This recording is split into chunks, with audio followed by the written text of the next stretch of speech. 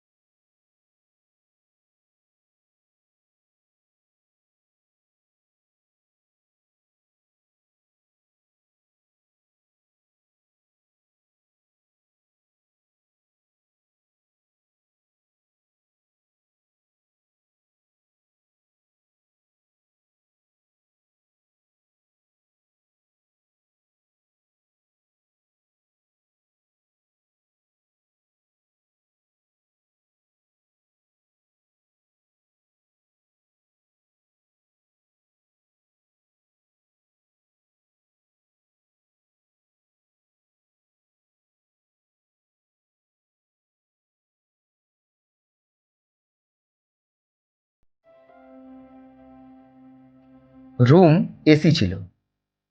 ভাড়া লেগেছিল সিঙ্গেল বেডের ক্ষেত্রে 1200 টাকা আর ডবল বেডের ক্ষেত্রে 1800 টাকা। আর হ্যাঁ, হোটেলে চেক ইন করার সময় সবার আধার কার্ড লেগেছিল।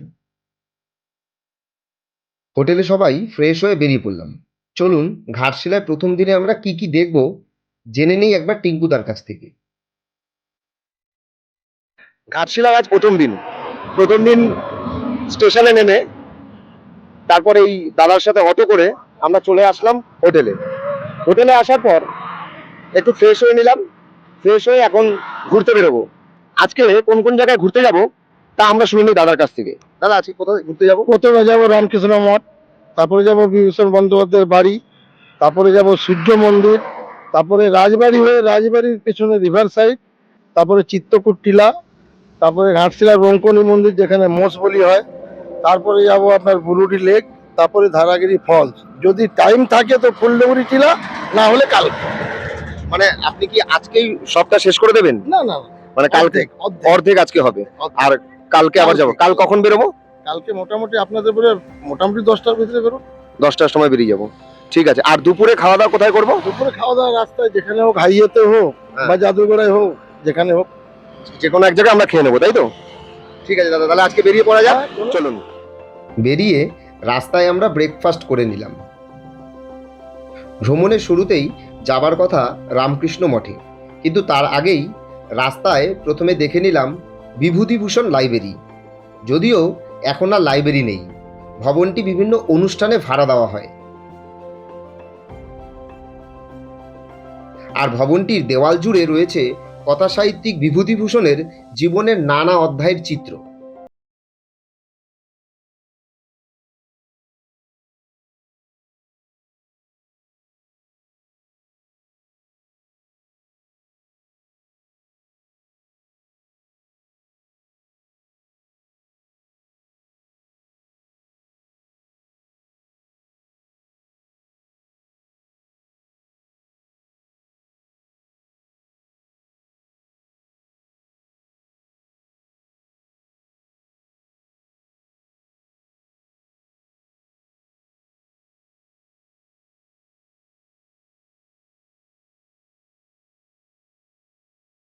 কিলো খাচ্ছি আমরা কালাকাঁদ। এই মুহূর্তে দাঁড়িয়ে আছি রামকৃষ্ণ মঠের সামনে। তার ঠিক উল্টো দিকে একটা ছোট্ট ঝুপড়ির মতন দেখতে দোকান। দোকানটা দেখলে অতটা মানে মন পুতো হবে না, কিন্তু তার যে মিষ্টিটা এত অসাধারণ, যারা এখানে আসবে অবশ্যই এটা ট্রাই করবেন। এখন দেখতে পাচ্ছি গৌরীকুঞ্জ। কথাসাহিত্যিক বিভূতি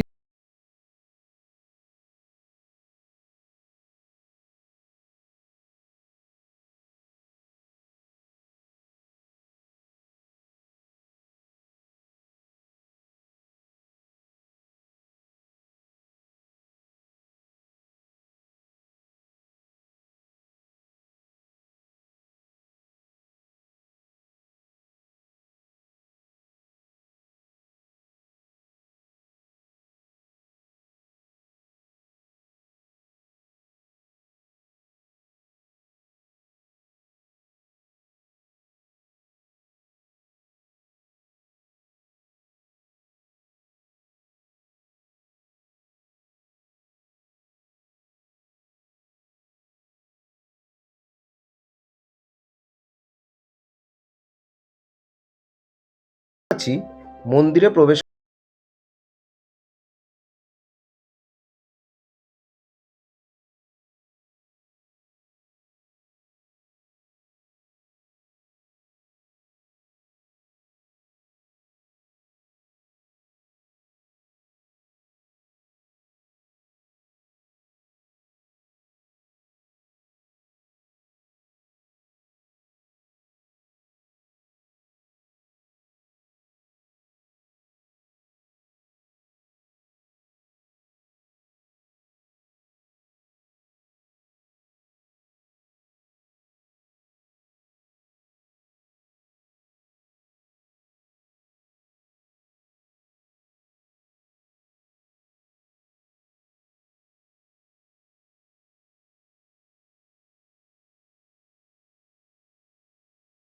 উপরে একটি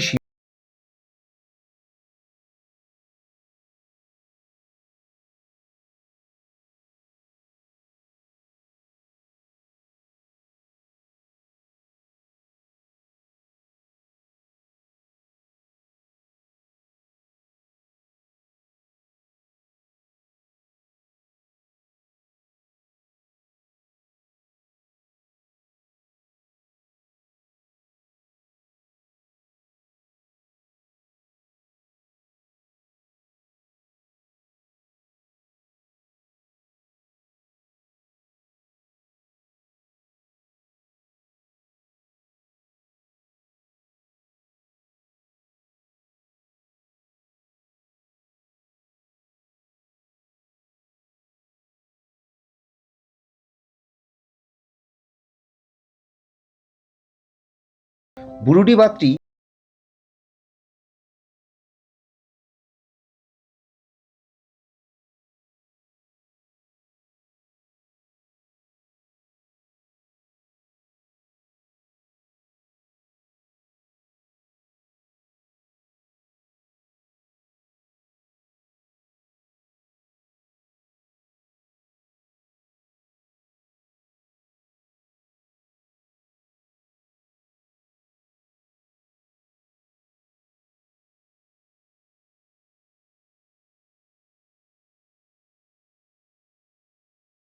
তাদের গোপন রহস্য।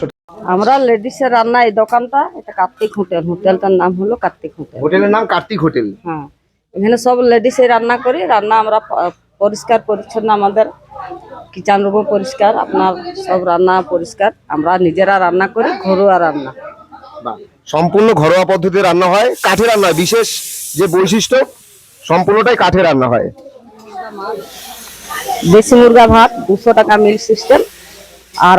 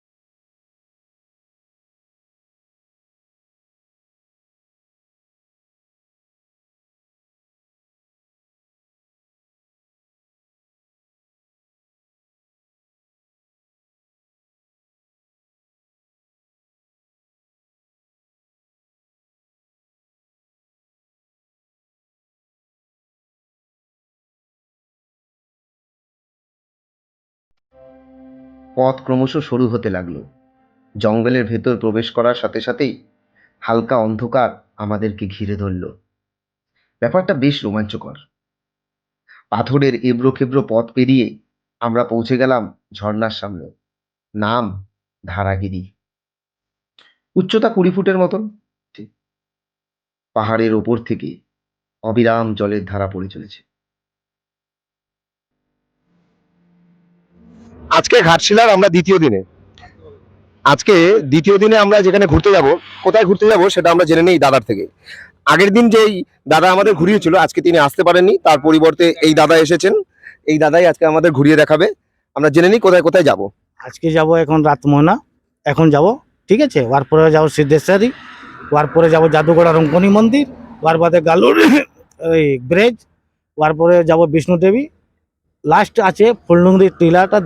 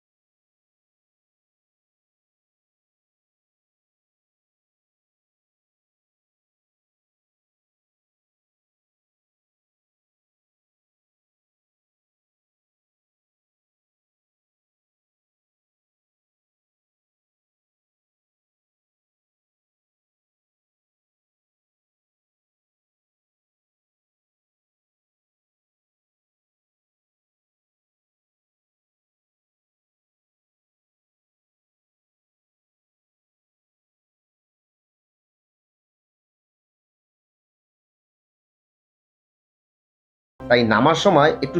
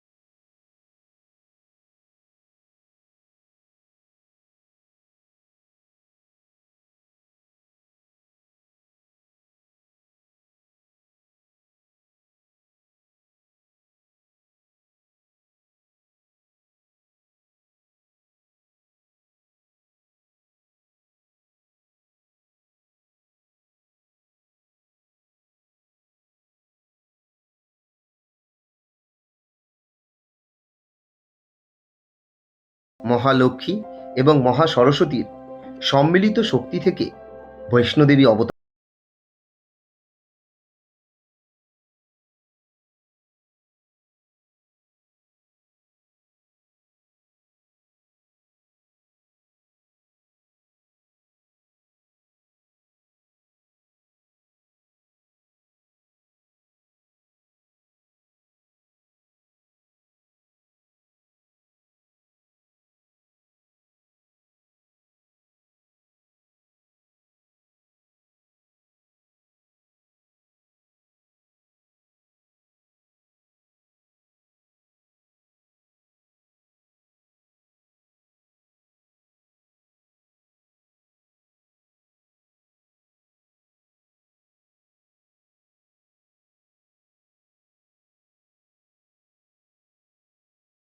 শাল ও মহুয়া গাছ দিয়ে